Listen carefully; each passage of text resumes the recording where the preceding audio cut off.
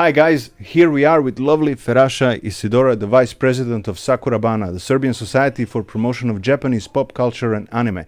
You are also one of the main organizers of Japanism, the annual festival that takes place in Belgrade. Where did this fascination with Japanese culture come from? It started through pop culture when I discovered manga and anime, which were radically different than all the Hollywood cliché stereotypes that were like the media we used to consume.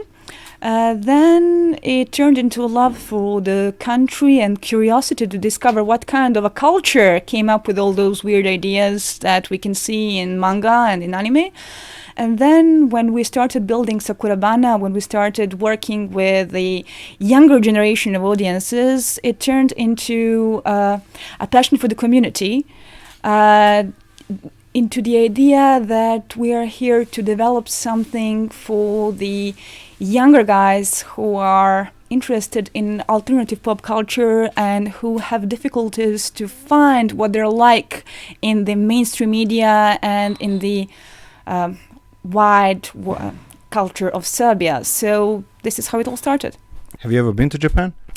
Unfortunately not. I had some plans that fell through, but hopefully we will manage to organize something in the near future. You are one of the main promoters of the cosplay societies here in Serbia, but you started cosplaying actually in the line of duty in order to inspire other people who were not yet cosplaying to make costumes, start with the whole scene. In the meantime, you fell in love with it. Why?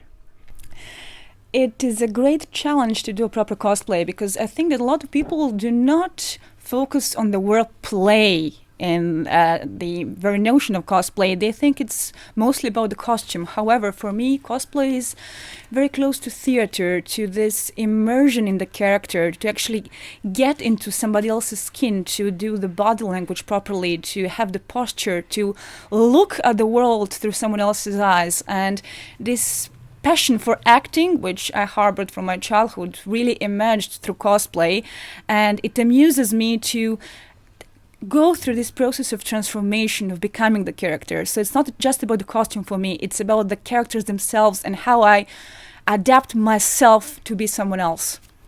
But the question is, are you really being somebody else? You love to play villains. Is this personal preference or a personal challenge?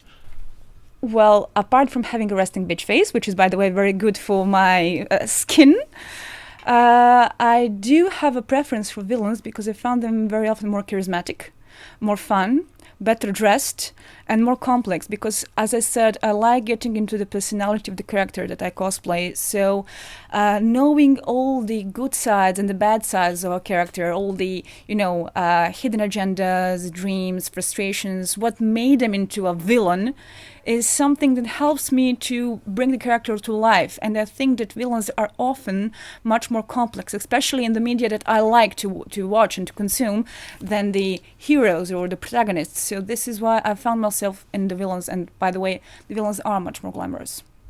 Talking about glamorous villains, you've just cosplay one of my favorite, and I think most gamers love this character very much. A very brave choice, Sephiroth from Final Fantasy VII. This is a strange choice for a woman. What were the challenges in making this?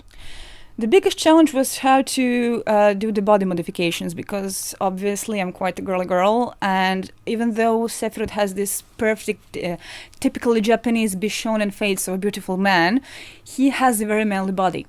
So the costume included having big shoulder pads to look wider, having specially tailored coat to make my waist larger and my hips smaller, having 22 centimeters platform so that I can add to my height, and combining all of that into manly body language, manly posture. So it was a huge challenge, not to mention the breast binding, which when you have that open coat, sometimes it's not that amusing, but we have to suffer through things for our hobby. I really loved getting into his skin because, to be honest, I had a huge crush on Sephiroth when I was a teenager.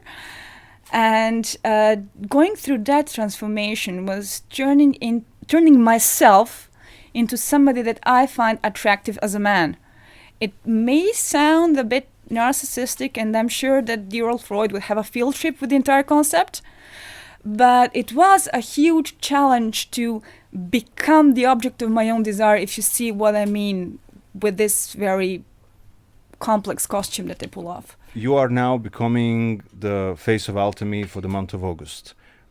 We really hope we can help you promote not just yourself, but also the entire cosplay community of Serbia to the international waters. What is your take on this? Well, I'm counting on you in that regard, because we would definitely like to establish stronger contacts with the international community. We have things to show here. We have the heart, we have the courage, we have the open mind, we have the goodwill and the passion and the stubbornness to do something out of nothing, because what we've accomplished with Japanese and what we've accomplished with Sakurabana is, I think, really amazing, because in a country that is slightly behind the pop culture global trends like Serbia, to have 7,000 people on Japanism is a big deal. So I hope that we will be heard of. I hope that people will discover what we're trying to do here, and I can definitely promise that if more people from the international scene are interested to come here and to check out themselves what's happening in Serbia, we'll be more than happy to host them and to give them a warm welcome.